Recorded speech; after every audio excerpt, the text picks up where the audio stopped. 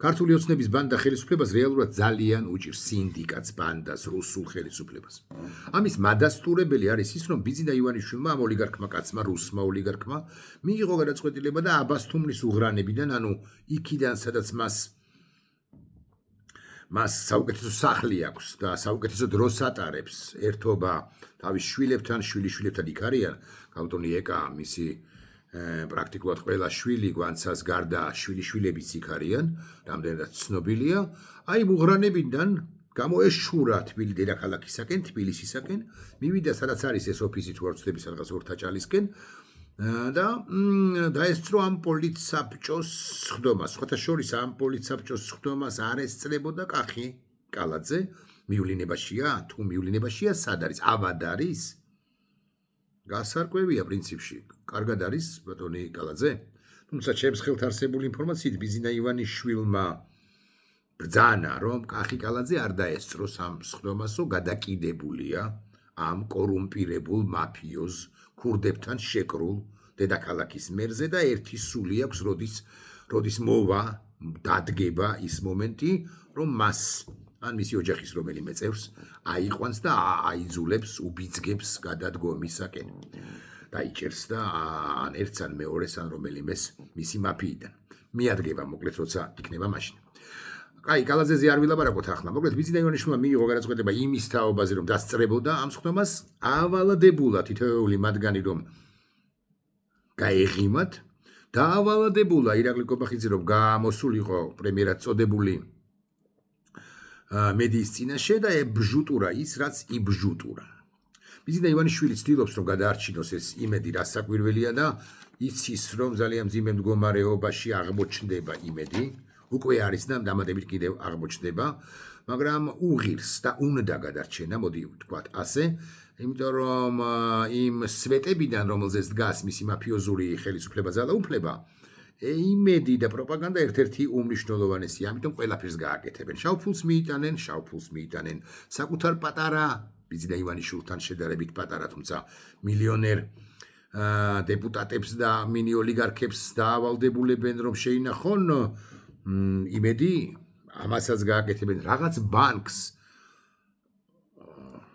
ვითომ ბანკს, მოდი მაინც ასე თქვათ, შექმნიან საწესდებო კაპიტალში 50 მილიონს, ასე მაგალითად ქართულ ჯგუფი გადაიხდის 500 მილიონი აქვს, ეგრა მაგის პასუხია იმედს ამ ქართულ ჯგუფის და არა მხოლოდ ქართულ ჯგუფის ინვესტორების ვალი, აი იმ იმედს, რომელიც 1000 ლარად გაიყიდა ირაკლი რუხაძის მიერ. ყველაფერს გააკეთებს, მოკლედ, კოლცენტრების ფულსაც გამოიყენებს, რუსების ფულსაც გამოიყენებს და რას არ გააკეთებს ბიძინა ივანიშვილი, ოღონდაც კი გადარჩეს მისი სინდიკატი. ძალიან მისი სინდიკატის ნაწილი იმედი. ძალიან მნიშვნელოვანია, რას იზამენ კერძო კომპანიები, რომლებსაც რეკლამა მიჰქონდათ ტელეკომპანია იმედზე. არც ერთ მათგანს პრაქტიკულად განცხადება არ გაუკეთებია. მაგთიმ გააკეთაო განცხადებაო. და სიმართლე გითხრათ, არ ვიცი, როგორი შინაარსის არის ეს განცხადება, თუ შემხვდა სადმე და შემხვდება შემდეგ ბლოკში ვილაპარაკებ ამ თემაზე, ყოველ შემთხვევაში დროის მცირე მონაკვეთს მაინც დავუთმობ. თუ მაგთი აპირებს თანამშრომლობას ტელეკომპანია იმედთან ამ ყველაფრის შემდეგ, ან სილქნეთი, ან ქართულ ჯგუფი ალბათ აპირებს, ან TBC-ის ჯგუფი, TBC ბანკი, საქართველოს ბანკი, მოკლედ თუ ისინი დაემონებიან, შეუშინდებიან ბიძინა ივანიშვილს და დაემონებიან მას და კიდევ ეცდებიან ამ პროპაგანდისტური არხის შენარჩუნებას და ახალი სიცოცხლის მიცემას, მისთვის ისინიც გარწმუნებთ დაისჯებიან. ეს არ არის მხოლოდ განცხადება ბრიტანეთისა, რომ აი ჩვენ ახლა ვასანქციებთ პროპაგანდისტურ არხს. ამ განცხადებას კი არა, ამ სანქციებს უთუოდ მოხვება აღსრულებაც და ასე მისდევენ და მიხვებიან ყველა იმ კომპანიას, პატარას, საშუალოს, დიდს, მით უფრო ლონდონის ბირჟაზე წარმოდგენილებს, ვინც თეორიულად მაინც ითანამშრომლებს იმედთან. მაგთიმ წესითა და რიგით ამ საკუთარი საკაბელო არხებიდან უნდა გათიშოს ტელეკომპანია იმედი, სილქნეთმაც უნდა გათიშოს და ამის შედეგად ჩამოიფშნება ნელ-ნელა რასაკვირველია, მაინც ასე უნდა ვთქვათ, ჩამოიფშნება, ჩამოინგრევა ბიზინა ივანიშვილის სახელისუფლო ვერტიკალი ამის დაშვება ბიზინა ივანიშვილს რომ არ უნდა ეს გასაგები, ან კი ამიტომაც ყველაფერს გააკეთებს, თუმცა კოლ-ცენტრების ფული, რუსული ფული, შავი ფული, ბიზნესმენებად წოდებული ბანდიტების ფული და ასე შემდეგ ერთიორად გააძვირებს იმედის შენახვას თუ აქამდე უხეშად 15 მილიონს იხდიდნენ დოტაციის სახით, აი რუხაძის პირობებში, ახლა 25-30 ვინიც ის 35 მილიონიც კი დაუჯდებათ, იმიტომ რომ $1 მოკლედ გახდება $2. იმიტომ კი არა რომ ვინმე რაგვარია ჯოხაძე, ანდრი ჯოხაძე მოითხოვს მეტ-ხალხს, ეგეც მოითხოვს ალბათ ანის მეორე ჯაჯანიძეს, იმით რომ გამოვიდა რა ქვია, ფუნტი სტერლინგებით აი ჩამერიცხა ხალხს შეამართლა ამ ქვეყანაში და ესენი ფუნტი სტერლინგებით გვემარიაჟებიან მიუხედავად იმისა, რომ ამბობენ, რომ ხუმრობაა ხალხო, მართალი, ნამდვილი ფუნტი სტერლინგები უჭირავს ვიღაც მათ ხოჭს ესე ვიტყვი, იმ ქვეყანაში, სადაც 900,000 პენსიონერია და 700,000 მოქალაქეა სიღარიბის ზღვარს მიღება. მაგრამ ესენი ქმნიან ამ ბიზინა ივანიშვილის, ესენი ემსახურებიან ბიზინა ივანიშვილის საქართველოს, ხოლო ის ადამიანები, რომლებიც თვალსა და ჭყაფში, სიცივეში, რუსთაველის გამზირზე იყვნენ, მათ შორის გუშინაც, ისინი ემსახურებიან ასე გეტყვით, ილია ჭავჭავაძის ან რუსთაველის საქართველოს. და ახლა ასარჩევი გვაქვს მართლა ბიზინას საქართველოსკენ მივდივართ თუ ბიზინას საქართველო გვინდა თუ რუსთაველის საქართველო. აი რუსთაველისა რა გასახსენებელია, მაგრამ მაინც, ხო? რომლის პოემაშიც, ხო, აი ხო, ათასობით გენიალური სიტყვაა, მაგრამ ერთ-ერთი მათგანია ქმნა მართლისა სიმართლისა, ხესა შეიქმს ხმელსა ნედლად. ესთან დარეჯანი ეუბნება ტარიელს, რომ ვიცოდეთ მაინც. როცა აგზავნის დასტურად იმისთვის რომ დაუდასტუროს სიყვარული ტარიელმა მას და აღარ გავაგრძელებ ახლა ამ ეპიზოდის მოთხრობას თქვენთვის. მოკლედ როგორ ქვეყანას ვაშენებთ ჩვენ ეს არის ღირებულებების ომი, ეს არის ფასეულობების ომი, ეს არის ომი ზნეობრიობასა და უზნეობას შორის. და უზნეობის თვალსაჩინოება პირველ რიგში ბიზინა ივანიშვილი. ბიზინა კარგად ვერის სიგრძე განებს, მე მგონი იმას რა პრობლემების წინაშე აღმოჩნდება ქვეყანა. თავადაც, იმედიც და ესე დავიწყოთ, მისი ხელისუფლებაც, თავადაც და ქვეყანაც მთლიანად. რომ ის სიგრძე განებდეს, ბიზინა ივანიშვილი ხელს დაიბანდა პილატესავით და არ ჩამოვიდოდა აბასთუმნიდან ვიდრე თბილისამდე. ეს სხვადასხვა მესიჯია ფართო საზოგადოებისთვისაც, მე არ მივატოვებ იმედს არას დიდებით, მე არ ვიქნები პილატე. იქნება კაცო, მისი არჩევანია, მისი გადასაწყვეტია, მაგრამ საბოლოო ჯამში ეს ყინჩად საკუთარი თავის წარმოჩენა ყელმოღერებულად მას არაფერში არ გამოადგება, ადრე თუ იქნება თუ გვიან და უფრო ადრე ვიდრე გვიან, სანქციები მასაც შეეხება, რომ ვიცოდეთ მაინც. ახლა ბიზინა ივანიშვილი ადეკვატური რო ყოფილიყო, რომ ის სწორედაც უნდა მიმალულიყო, როდის იყო მართლა ბოლოს, როდის გამოჩნდა, ხო? ჩდება ხოლმე როგორც წესი მაშინ, როცა რაღაცა ხდება განსაკუთრებული ამ ქვეყანაში, ან როცა საზოგადოებას კი არა მის პარტიას სჭირდება მისი მხრიდან მხარგამაგრება. ბიზინა ივანიშვილმა რომ ბიზინა ივანიშვილი მივიდა რა პოლიტიკური საბჭოს ხდომაზე, ერთგვარად გააკარწყლა ჩემივე მოსაზრება იმის თაობაზე, რომ 2-3 კვირაში ის გამოვა და პოლიტიკურად დაკლავს, ანუ განთავისუფლებს ირაკლი კობახიძეს და მის გუნდს და დაეყრდნობა მაგალითად ირაკლი რუხაძეს. ჩანს ბიზინა ივანიშვილს რაციონალიზმის ან ჭკუის, მოდით ვგნებავთ ასე, ან ადეკვატურობის ალბათ ყველაზე სწორი სიტყვა. ნასახიც კი არ შერჩენია, ამ კაცს გონია, რომ მართლა მის გარშემო ტრიალებს ან ქვეყანა, ან საზოგადოება, ან უფრო ფართო გაგებით რეგიონი, ან სამყარო, ან რა ვიცი გალაქტიკა, ან ასე შემდეგ და ასე მართლა გონია ხანდახან, მართლა მგონია, რომ მას ყველაზე მეტი ფული აქვს სამყაროში, არადა სადილის ფულია, მართლა სადილი, საუზმისა და სადილისა და ვახშმის ფულია. მართლა სერიოზული მილიარდერებისათვის ის ფული, ის კაპიტალი, რასაც ბიზინა ივანიშვილი შავად ფლობს პირველ ყოვლისა, იმიტომ რომ მას ხომ რა ბიზნესი არ აქვს, ელონ მასკს აქვს რაღაც ბიზნესი, ცუკერბერგს აქვს რაღაც ბიზნესი და ასე შემდეგ. საბჭოთა კავშირიდან, საბჭოთა რუსეთიდან წამოსულ მილიარდერებს უმრავლესობას ბიზნესი კი არ აქვს, ისინი რაღაცა ფულს ფლობენ, უმრავლესობა, ოღონდ ღმერთმა უწყის წარმომავლობა, ღმერთმა უწყის რა ბიზნესია, ის რომ აქვს აქციები და ჰქონდა აქციები და ობლიგაციები სადღაც ამერიკის შეერთებულ შტატებში ასე მაგალითად Google-ში ხო მის მიერ წარმოებული ბიზნესი არ არის Google-ის აქცია აიწევდა თუ დაიწევდა ამის მიხედვით დგებოდა მისი კაპიტალიზაცია ამ ნაწილში ის რომ აქვს მაგალითად რა დორა მარი კატით ხო პიკასოს შედევრი და 103 თუ 120 მილიონ დოლარად იყიდა 2002 2001 წელს ეხლა ეს ნახატი ალბათ ღირს რაღაც 500 მილიონი ან 300 მილიონი რომ გაყიდოს მაგრამ ეს ბიზნესი არ არის რომ ვიცოდეთ მაინც აქვს თუ არა თავისუფალ რესურსზე წვდომა აქვს რასაკვირველია თავისუფალ რესურსზე რომელიც ქართულშია მოდი ვიტყვი ასე ქართულში მართლაც დიდი ქეში ფულია ქეში პლაცუსის თუ არ არის მაგრამ მაინც დიდი ფულია თავმოყრილი მაგრამ არა იმდენი რომ აი ახლა ყველა და ყველაფერი გადაარჩინოს მაგრამ 20 მილიონს თუ 30 მილიონს მისი ბიზნესმენები რასაკვირველია შეავსებენ და დაავალდებულებს ნათია ცურნავა მაგთისაც და სილქნეცაც რომ არ გათიშონ და საქართველოს ბანკსაც და TBC ბანკსაც ანუ ლონდონის ბირჟაზე წარმოდგენილ ქართულ დიდ ბანკებს რომელთა კაპიტალიზაცია ეგრამაგის პასუხი არის ძალიან დიდი ჩვენი მასშტაბებით დიდი მოდი ვიტყვი ასე დაავალდებულებს რომ მათ მიიტანონ ის მილიონი თუ ნახევარი მილიონი ყოველთვიურად და ასე შეინახონ ტელეკომპანია იმედი რომელიც ბიზნეს ივანიშვილისეული აზრებით უნდა გადარჩეს თუ არ გადარჩება მაშინ ჩამოიფშნება ეს სვეტი და თუ ერთი სვეტი ჩამოიფშნება მისი ხელისუფლება ძალაუფლებისა სხვა სვეტებიც რასაკვირველია მიხვება ვისი იმედი აქვს ბიზნა ივანიშვილს დამატებით აი მას აქვს იმედი იმ ადამიანებისა რომლებიც ისედაც მასთან იყვნენ და რომლებსაც გარკვეული გავლენა საზოგადოებაზე შეიძლება მართლაც აქვთ პატარა მაინც და მაინც დიდი არა მაგრამ გარკვეული გავლენა საზოგადოებაზე მაინც აქვთ ანუ საჯარო სპიკერები რომლებიც მას ყავს გარშემო არა პარლამენტში არა მთავრობაში არამედ გარშემო აი არ ვიცი უცნობი პირობითად ლაპარაკობს აზა შათირიშვილი მაგალითად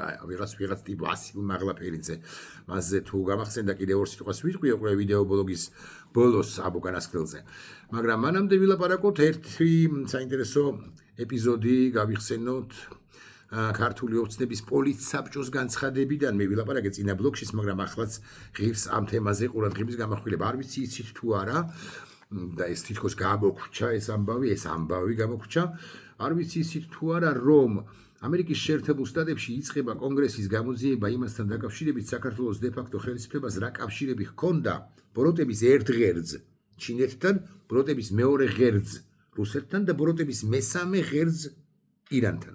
ეხლა ზედაპირული ინფორმაცია ამის თაობაზე ბუნებრივია გვაქვს მაგალითად რუსეთთან დაკავშირებით ვიცით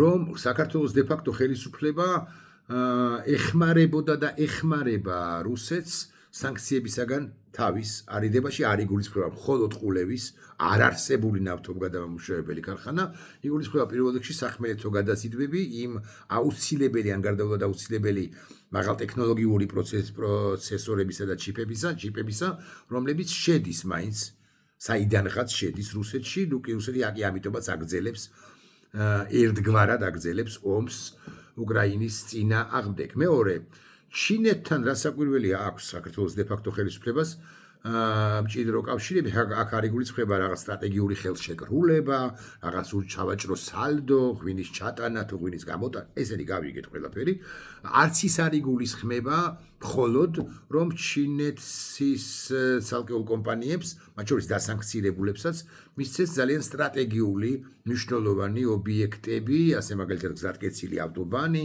ასე მაგალითად პორტი ანაკლისა რომელიც ბოლომდე არც გაუფორმეს ხელშეკრულება და ასე შემდეგ. უფრო სერიოზული კავშირები ჰქონდა და აქვს საქართველოს დე-ფაქტო ხელისუფლებას ირანთან, რომელიც ეგრა მაგის პასუხია და ხვალზე შეიძლება აფეთქდეს პირდაპირი მნიშვნელობით ნუ გაიგებთ, მაგრამ აფეთქდეს იმ თვალსაზრისით, რომ ამერიკის შეერთებულმა შტატებმა მართლაც მიიტანოს კომპლექსური იერიში ირანის აიათოლების ალი ხამენეის რეჟიმზე, ალი ხამენეის ჩამოგდების მიზნით ეგრა მაგის პასუხია და საქართველოს მზად არის მიიღოს არ ვიცი რა რაოდენობა თქვა მაგალითად 20,000 აი მინიმუმ 20,000 ლტოლვილი მზად არის თუ არა მიიღოს რომელიც გადმოკვეთავს მაგალითად სომხეთისა ირანს სომხეთის საზღვარს და მერე მოადგება სადახლოს მოდი ასე გავამარტივებ თქვენის ნებართვით სადახლოში არსებულ სასაზღვრო გამშვებ პუნქტს საქართველოს ხელისუფლება წოდებული ბანდა რას ახვედრებს რა პასუხ ბლოკავს არა, შეუძლია თეორიულად თუ დაბლოკოს თუ სწორ პოლიტიკას აწარმოებს, მაგრამ ჰუმანიტარული კატასტროფა, ჰუმანიტარული აუცილებლობა თუ არის,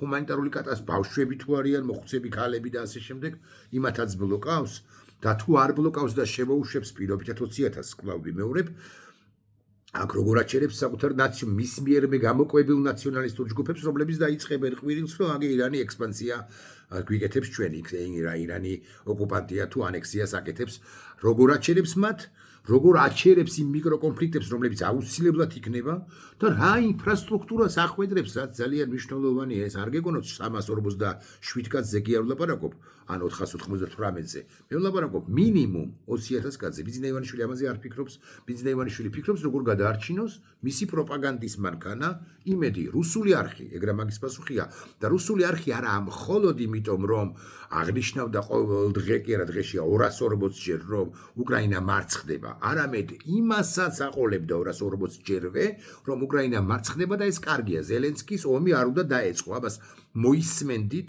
ისმენდით 4 უკანასკნელი წლის განმავლობაში თითქოს ზელენსკიმ დაიწყო ომი და ეს დასაკვირველია.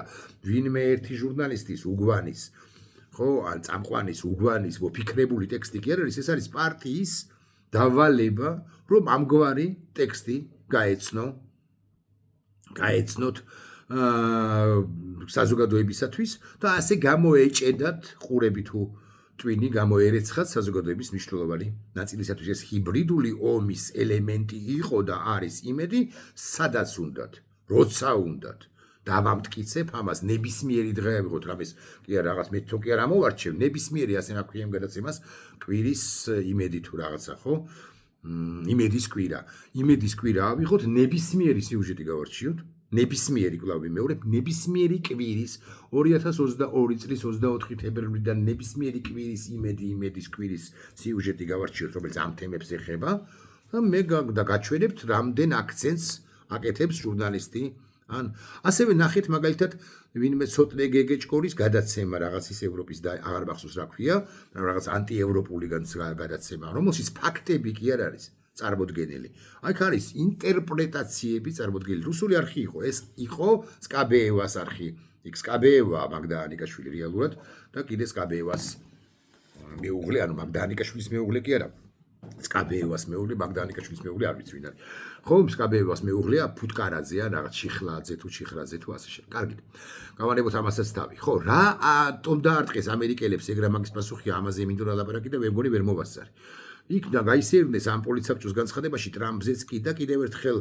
ვიტყვი რომ მე კი ვისაუბრე ამ თემაზე წინა თუ წინა ვიდეო ბლოგში მაგრამ რა არის საფუძველთა საფუძველი ის სწორედ რომ ამერიკის შეერთებულ შტატებში იწყება გამოძიება რა კავშირები აქვს დე-ფაქტო ხელისუფლებას ჩინეთთან, რუსეთთან და ირანთან სატირალში რო იყო ჩასული ირანში ორჯერ თუ სამჯერ ეს თმა შეშლილი ესე დავარქვათ ხო თქვენის ნებართვით პრემიერ-მინისტრად წოდებული ირაკლი კობახიძე ეს ვიცით მაგრამ ისე როგორ ეხმარებოდა ირანის ისლამურ რესპუბლიკას ანუ აიათოლების რეჟიმს და ბოლო ამბავი კიდე საოცარია მათ გაანათეს ანძა ირანის სახელმწიფო დროშის ფერებში 11 თებერვალს ანუ 79 წლის ამბის 47 წელი აღნიშნეს თავადაც და როგორი კონტექსტია გარშემო ამერიკა ლამის იმ დღეს არ ტყამდა იმ დღეს აპირებდა იერიშის მიტანას თეირანზე და აიათოლების რეჟიმზე და ამასთან დარსალია საგარეო საქმეთა მინისტრის მოადგილედ წოდებული მივიდა ირანის საელჩოში და ჩანაწერი გააკეთა ისეთი როგორი წერილითაც არ მიუმართავს საკუთარი მეუღლისათვის მეთქი არ ვიცი და ოჯახებული იქნება მაგრამ ალბათ ხო შეყარებულისათვის როცა რაღაც ლექსების წერის პერიოდი ედგა დარსალიას ამ რაღაც 30 წლის წინ თუ 25 წლის წინ და რაღაცა ყვავილებს უგზავნიდა საკუთარ პირველ შეყვარებულს როცა იყო 15 წლის ისეთი სიტყვებით მიმართა რომ რა ვიცი ცრებლად დაიღვარა ლამის ნახევარი ირანი კიდაღამ გამოსწორდა მეთქი აიათოლა ხო ტყუილია ეს სასაკვირველია აჭარბებ სასაკვირველია მაგრამ მაინც მოკლედ ამის გამოძიებას იწყებს შეერთებული შტატები და ბიზნეს ივანიშვილს აქვს სრული განცდა რომ არა მხოლოდ კონგრესი სენატი ორივე პალატა. არამედ ადმინისტრაციაც არის ამ გამოძიების ზურგს უკან, იმიტომ რომ ვერ გაუგიებს ზინეივანიშვილს, რომ როგორ ვერ გააჩერა ტრამპმა კაცო. რა უბედურებაა, თუ უნდა ჩვენთან დალაპარაკება იქ ყაველაშვილს ვითომ უთხრა, რომ გადმოგირეკავთ, რაღაც ჯეიდი ვენსმა უთხრა ასევე ყაველაშვილს ხო თუ არ ვწდები, უთხრა რომ გადმოგირეკავთ, რაღაც მოგხედავთ და ასე შემდეგ ყაველაშვილს როგორი კობახი, ვისაც უთხრა, მნიშვნელობა არ აქვს, ხო? ჯეიდი ვენსმა ყაველაშვილს არ შემეშალოს, ხო? და ეს ყველაფერი არ ხდება. ამასობაში იქ რა ვიცი, სომხეთი გაფრინდა და აზერბაიჯანი მიფრინავს და ეს ვიზინეივანიშვილს ნერვებს უშლის და ვერ გაუგია რომ თუ ალიევს ელაპარაკებით და ლუკაშენკას ელაპარაკებით, მე რა ვარ მელაპარაკებითო ვერ გაუგია, ნიედა ხოძით, არა ადეკვატურია მის კი რო გეუბნებით, კი არ ვაჭარბებ. ეხლა ორი სიტყვა კი გავიდა 20 წუთი, მაგრამ მაინც ვასილ მაღლაფერიძეზე თქვენ ისნებართ ფიცი თქვენ რომ ის დაუპირისპირდა ბორდზე სხვებთან ერთად იყო რასაკვირველია, იყო ფხიზელ მდგომარეობაში ლიკა ბასილაია შავგულიძეს. ეხლა ზოგს არ მოეწონა ლიკა ბასილაიას რაღაცა ეს ხმამაღალობა, მოდი ასე ვიტყვი, ასე მიმართვა იმ რაგვარი ეს გია იაკობაშვილისათვის და ასე შემდეგ და ვასილ მაღლაფერიძემ გამოიდო თავი და შეახსენა ფართო საზოგადოებას და პირველ ყოვლისა ლიკა ბასილაია შავგულიძეს, რომელი ოჯახიდან მოდის. მე გულახდილად ვილაპარაკებ მასზე. მის მართლაც კარგი ოჯახიდან მოდის. მამამისი თეიმურაზ მაღლაფერიძე იყო ძალიან კარგი კრიტიკოსი და ძალიან კარგი სამეგობრო წრე ჰყავდა ამ ლიტერატორ კაცს. მაგალითად შემიძლია გავიხსენო 2-3-4 ადამიანი შეიძლება მეტიც, მაგრამ ნახოთ აი ავიწყოთ. მაგალითად ვატა როდონაია, ვახტანგ როდონაია. რეზო თვარაძე, რეზო სირაძე, რეზი თვარაძე, გრივერ ფარულავა. ეს ადამიანები აი ეს ოთხეული ხო, იდგნენ სათავეებთან კავკასიონის, რომლის თანარედაქტორიც იყო ერთი ხანობა, დამფუძნებელი და თანარედაქტორი იყო ვასილ მაღლაფერიძე. კავკასიონის დამატება იყო ამგვარი, მე ცალკე რედაქცია, ცალკე გამოცემად ჩამოყალიბდა, იცით თქვენ არილი. აი არილი საიდან შეიძლება გახსოვდეთ? ახლა ხან გარდაცვლილი ჩვენი ყველას საერთო მეგობარი უსაყვარლესი კაცი მახო ხარბედია იყო ბოლო პერიოდში კი არა უკვე კარგა ხანია ამ არილის სული და გული დამფუძნებელიც ერთის მხრივ და რედაქტორიც მეორეს მხრივ და რა ვიცი ყველაფერი ასე ვიტყვი, მაგრამ დაფუძნებულია ეს სუსუთავიდან, ხო? მაშინ როცა მახოც მეც შედარებით ახალგაზრდებიც, შედარებით ახალგაზრდები ვიყავით, ნახო ჩემზე მცროსი იყო, ხო, დამფუძნებელი იყო სწორედ ეს რამდენიმე პირი, განსაკუთრებით სწორედ თეიმურაზ მაღლაფერიძე. ვასილ მაღლაფერიძე არ ტყუის, როდესაც ეუბნება ლიკა ბასილაიას, რომ მეო ყველა ომში ვიბრძოდიო. ამის რამდენად ყველა ომში გულახდილად გეტყვით, მაგრამ ის კი მახსოვს კი რა, ის კი ვიცი, რომ აფხაზეთის ომში ის ნამდვილად იმყოფებოდა. აი სამაჩაბლოს ცხინვალის ლეგიონის ომში იმყოფებოდა თუ არა, ალბათ არ ტყუის ხა. რა აძალა ადგია, ხო? შეიძლება მაღალი ალბათობით არ ტყუის. რეპრესირებული ოჯახიდან ვიყავიო, ამასაც ამბობს. მეც ასე მახსოვს, ბუნდოვნად, მაგრამ მაინც, რომ სწორედ ბატონი თეიმურაზის, მისი მამის მამა იყო რეპრესირებული 30-იან წლებში. შესაძლოა ვწდები, მაგრამ აქაც არ ცრუობს ვასილ მაღლაფერიძე. და ყველაფერი აი ავწიეთ ხელები და ვთქვით რომ ასეა.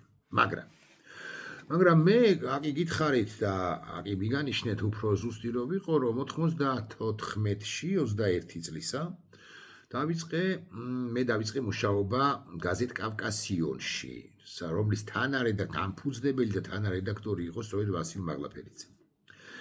95-ში მე ამ გაზეთიდან წამოვედი, ანუ 1 წელიწადი, 1 სრული, ან ოდნავ მეტი წელი ვიმუშავე ამ გაზეთში. უკვე შემდგომ სხვებიც მივიდნენ ამ გაზეთში, ამ გამოცემაში, მაგრამ მე ჩემს პერიოდში მაგალითად თქვენთვის ცნობილი ნინო სვანიძეც იქ იყო და არა მხოლოდ ნინო სვანიძე. სხვადასხვა გაზეთ კავკასიონის დამფუძნებელთა, მოდი ასე ვიტყვი, 50%-ზე მეტი ახლა აქციებზე დგას. ვასილ მაღლაფერიძის, არ დავასახელებ მათ გვარებს, ვასილ მაღლაფერიძის, მაინც ასე ვიტყვი თქვენის ნებართვით, არა მეგობრები, არამედ ყოფილი მეგობრები, იმიტომ რომ მაინც რაღაც ღირებულებითი სხვაობა არის. სოზარ სუბარი ჩემს შემდგომ და ია ანთაძე ასევე ჩემს შემდგომ მივიდნენ გაზეთ კავკასიონში. მოკლედ და კიდე ბევრის გახსენება შეიძლება, ეხლა აღარ ჩამოვასახელებ თქვენის ნებართვით. მე პირადად ვიყავი იმ პერიოდში, როცა გაზეთი კავკასიონი, მე მგონი იქ იყო დიდი ხანი, ჩემს შემდგომ პერიოდშიც იყო პეტრიაშვილის ქუჩაზე, სკოლაში მე-6 გერმანული სკოლა იყო, თუ არ ვცდები და იქ პირველ სართულზე ქონდა ჩვენ რედაქცია. მოკლედ, მაგრამ ვასიკო მაღლაფერიძე ცრუობს კი არა, ცოტა სხვა მანიპულატორობს, მოდი ვიტყვი ასე. მე რაც შემთვალწი ხდებოდა იმას გავიხსენებ. 29 აგვისტოს 95 წელს მე ვიყავი გაზეთში, მათ კავკასიონმა გამოაქვეყნა დიდ აორის ფორმატზე გამოდიოდა გაზეთი, გამოაქვეყნა ედუარდ შევარდნაძის დიდი ფოტო, ეს ის დღეა 29 აგვისტოა ხო არ მეშლება, ეს ის დღეა, როდესაც შევარდნაძეზე მოხდა თავდასხმა. ამ თავდასხმაში ბრალდადებულნი უკვე შემდგომ ისიც იყო იგორ გიორგაძე, ჯაბა იოსელიანი და სხვები. თემურ ხაჩიშვილი თუ არ ვცდები და ასე შემდეგ და ასე შემდეგ. აი მაშინ კი გაემიჯნა ვასიკო მაღლაფერიძე იყო სათავეებთან და იყო მომხრე იმისა, რომ გაზეთ კავკასიონს მჭიდრო ურთიერთობა ჰქონოდა სწორედ ხსენებულ იგორ გიორგაძესთან და ჯაბა იოსელიანთანაც, ეგრა მაგის პასუხია. და მაშინ გაემიჯდა, მაგრამ მანამდე მას თბილტკბილი ურთიერთობა ჰქონდა ერთგვარი, უშუალოდ ვასილ მაღლაფერიძის ამას ხაზგასმით ვიტყვით, არა სხვა დამფუძნებლებს, არამედ სწორედაც რომ ვასილ მაღლაფერიძეს თბილტკბილი ურთიერთობა ჰქონდა იგორ გიორგაძესთან. ეს ერთი. მეორე, მანამდე 95 წლის ამ ამბამდე მას ჰქონდა ძალიან თბილტკბილი ურთიერთობა გიაჭანტურიას პირობებში კი არა, უკვე შემდგომ გიაჭანტურია აღარ არის ცოცხალი, ეროვნულ-დემოკრატიული პარტიის ყველაზე შავბნელ ჯგუფთან. ეს არის, გავიხსენებთ, თუ გნებავთ, ეს არის გია კობახიძე, ეს არის ირაკლი ქადაგიშვილი და ეს არის თენგიზ შარბანაშვილის ჯგუფი. კიდევ უფრო მანამდე თუ ამ პერიოდში და შემდგომ ალბათ, მას ჰქონდა უთბილესი ურთიერთობა უშუალოდ ვასილ მაღლაფერიძეს ხაზგასმით ვამბობ.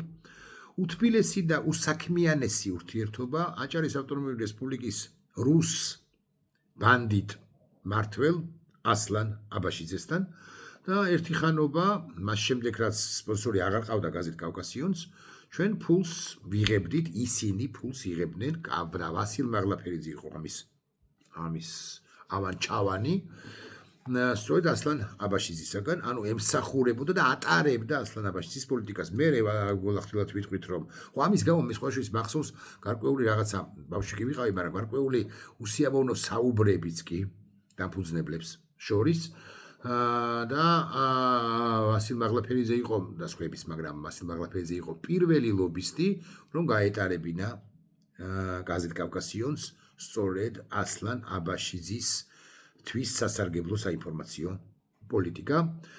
თუმცა ეს თანამშრომლობა ასლანსა და ვასიკოს შორის დიდხანს არ გაგრძელებულა, რამდენადაც მახსოვს მე 95-ში წამოვედი ამ გაზეთიდან, მე უკვე ჩემი გაზეთი გავაკეთე, სხვა უბრალოდ მე დამპატიჟეს რედაქტორად და 22-23 წლის გახდით, თუნდაც დავიწყე სხვა გაზეთში მუშაობა და გავხდი პირველად რედაქტორი, მას შემდეგ რავის კიდე 10-12 გამოცემის რედაქტორი ვიყავი, მაგრამ პირველად გაზეთ მგებში 95-22 წლის ვიყავი, რომ გავხდი რედაქტორი. აი ეს არის სიმართლე ვასილ მაღლაფერიძეზე. ანუ იქ თემურ მაღლაფერიძესთან და მამამისი როცა ლაბარაკობს, ან ოჯახის როცა ლაბარაკობს, არ ტყუის. მაგრამ რეალურად ვასილ მაღლაფერიძე ხო, ემსახურებს ძალიან ხშირად წარსულში 30 წლის წინ ამბებს ვიხსენებ, ხო ხდებით? ხო, ემსახურებოდა სწორედ რუსულ ხაზს, რუსული პოლიტიკის, რუსეთის აქ დამკვიდრებას ემსახურებოდა უფრო და არა ქართულ პატრიოტულ ინტერესებს, თუმცა მას ახასიათებდა გადახტომა გუნდიდან, გუნდში ჟვანიას გუნდშიც იყო, ისი თქვენ მიხეილ სააკაშვილი მასზე წერს, რომ მცხეთა-მთიანეთის გუბერნატორად დავნიშნეო, ესეც არის, რამ დაანიშნინა მეთქი რო ვკითხო, შეიძლება ეწყინო სამ საპატიმროში ყავ კაცს, რამ დაანიშნინა კაცი, რომელსაც სამსახურში არ უვლია, ხმამაღლა თქვა მე ალბათ უვლია და ნამდვილად უვლია, მაგრამ რომელსაც პრაქტიკულად არავინ არ ემადლიერება, მოდი ასე ვიტყვი, მცხეთა-მთიანეთის რეგიონში, სოფლებში, უშუალოდ მცხეთაში, რაღაც დასახლებებში და ასე შემდეგ და ასე შემდეგ არ ემადლიერებიან. მიხეილ სააკაშვილიც აღნიშნავს, ამიტომ მას დავესესხი, მათ შორის იმის გამოც, რომ ძალიან ხშირად ვასიკოს და უყვარს მას მართლაც, არ არის აბაში ცუდი, კაცოგან არამედ ცუდია, მაგრამ უყვარს მას ჩარტყმაც არასწორი სიტყვა, წარმოუდგენელი რაოდენობით, ესე უხეშად 3, 4, 5 ლიტრა ღვინის დალევა ღმერთმა შეარგოს, ადრე ყოველ შემთხვევაში უყვარდა და შეეძლო როგორ არ შეეძლო ხო ესე მახსოვს მე და ესე იყო ნამდვილად ხო რა ვიცი რაღა გითხრათ მეტი მე მგონია რომ ვასილ მაღლაფერიძე ჯერ კიდევ 90-იანი წლებიდან იყო კგბ-სთან შეკრული მე ის ბოლოს ვნახე ამ 2 წლის წინ დაახლოებით ერთ-ერთ სასტუმროში ძალიან ცივი სალამი მივეცით ერთმანეთს კახეთის რეგიონში მანამდე მეას ჰქონდა ჩემთან ურთიერთობა 2000 კი რა 2017 წელს როდესაც ის მოვიდა საზოგადოებრივ მაუწყებელში და დახურა ჩემი თანაავტორობით არსებული გადაცემა თავაზობდა საკმაოდ მაღალ ანაზღაურებას რაღაც საკონსულტაციო საბჭოში რაზეც ცხადია უარი ვუთხარი და მქონდა ეს ცინიკური დამოკიდებულება მაშინაც ამ ევროპის, ნატოს და ასე შემდეგ მიმართ და მან საბოლოო არჩევანი ფსონიდა და ტიპებზე, რომლებიც საზოგადოებრივ მაუწყებელში მაშინაც იყვნენ და რომლებსაც ჰქვიათ, ასე ვიტყვი, გვიმრაძეები, ერთი კონკრეტული გიორგი გვიმრაძე და საერთოდ ამ მიმართულების, ამ თვალსაწიერის, ამ სოფხედველობის, ამგვარი პოლიტიკის, საინფორმაციო პოლიტიკის გატარების მსურველი ადამიანები გიორგი გვიმრაძე ერთ-ერთია, ცხადია მნიშვნელოვანი პერსონა, მაგრამ მაინც წყდება თუ არა გული სხვებზე, ხო შეიძლება წყდება კიდეც გულახდილად გეტყვით ადამიანებზე, რომლებმაც კონფორმიზმის გზა აირჩიეს გვიმრაძეზე, მე არ მწყდება გული, მაგრამ მაგის პასუხია გვიმრაძე არის პროტეჟე, ანუ მას რეკომენდაცია მაუწყებელში რომ შესულიყო, იცით ვინ გაუწია? არ გეცოდინებათ, ქალბატონო ნათელა სახოკიამ, მშობელმა დედამ ირაკლი რუხაძისა. ესეც უნდა ვთქვათ ხოლმე ხანდახან, თუმცა თორე გვიმრაძე რატო უნდა გაგახსენდეს კაცს ან ვასილ მაღლაფერიძე. 30 წუთზე მეტი გამოგვივიდა, გიბოდიშებთ, მაგრამ საინტერესო იყო. ნახვამდის.